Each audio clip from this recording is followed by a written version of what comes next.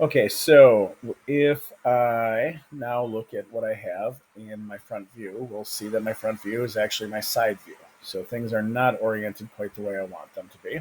So let's go ahead and make that change.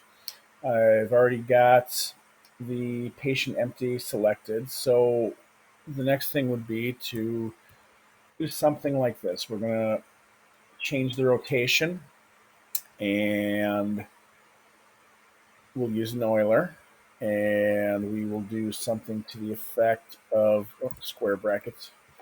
We'll do it on 2, which should give us the z-axis, and we'll say that it equals math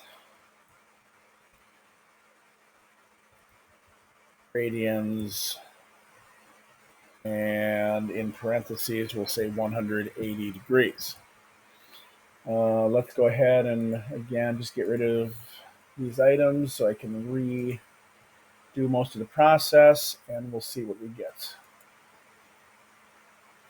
All right, so things look the same. I look at it my front view. That's what I want to see. Side view is good. So that is what we need. So yeah, the numbers that would be the variables that would be in play would be whether it's an Euler 0, 1, 2, and what the actual angle that you'd be rotating at is.